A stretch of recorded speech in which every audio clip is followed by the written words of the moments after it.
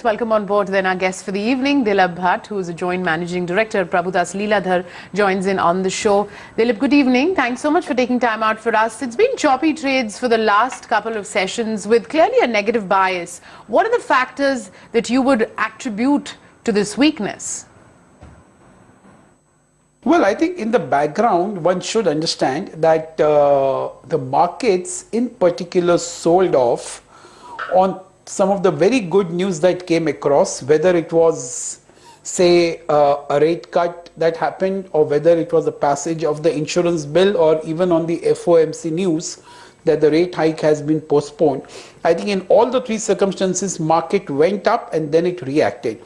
So I think against that background, one has to understand that this being 31st March, the year-end phenomena is also playing out. And third, everybody has now become a lot more cautious in the market, largely because I think the euphoria or the optimism has really played out very well. Almost we are completing 1 year of the new government. But I think increasingly it is getting realized that any immediate prospects of recovery is probably being abandoned by a lot of people, a lot of market watchers. So I think probably the feeling that is now coming is that probably the recovery is still a long haul that we have to go through. I think all these factors, and plus the fact that this 31st March quarterly results also is going to be no great shakes, and possibly that may again continue even for the first quarter. And looking at the valuations, I think all these factors are really converging at the same time and probably acting in a concert to make a lot of people who are, most of them are fully invested, a lot more apprehensive from the current level. So I think people would go slow in this. Dilip, what's the base case scenario or the bear case we are talking about in terms of the market? In the near term, how low can Nifty fall, and what's the range we are talking about for the next couple of months? Well, I think a little more bearish scenario would take the markets to around 8,000, 8,100 levels. But on the upside, maybe 8,800, 900 looks something which is very difficult to breach in the immediate short run. So I think this market probably will now spend a little more time awaiting a lot more developments. But surely, without any doubt, this market remains a buy on dip market, at least for some more time to come. Dilip, now that we are talking about how bad the fourth quarter numbers could be, and perhaps one of the reasons why market is selling out just ahead of entering the fourth quarter numbers, what is your worst case scenario and how bad could it be in your view? So I think the private sector banks will still stand out much more better on an overall basis. PSU banks will still face the problems of a weak credit growth, plus the pressure on the NPAs still continuing as the recovery chances, as the recovery is still awaited in the economy.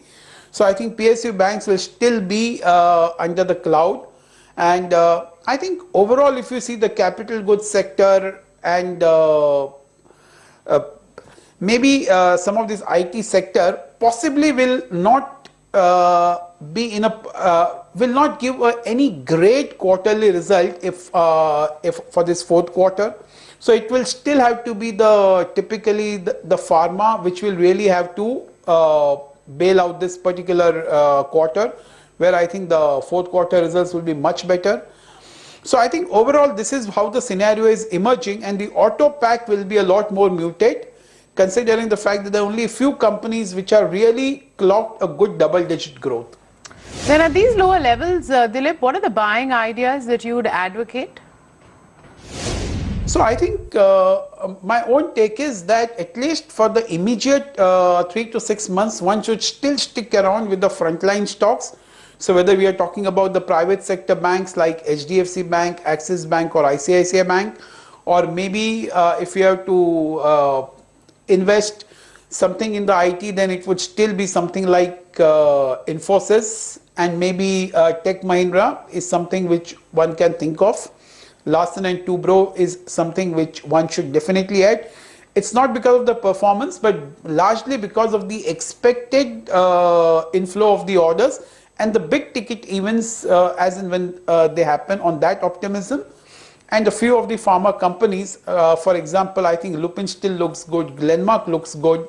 I think either a Ranbaxy or a Sun Pharma should definitely be there. And I think in the mid caps, it would be something like an IPCA or something like KPIT, which probably would attract a lot of attention. Federal Bank looks good in the mid cap space also. All right, Dilip, we'll let you go on that one. Thanks a lot for joining us on the show today. Okay, thank you so much. Okay,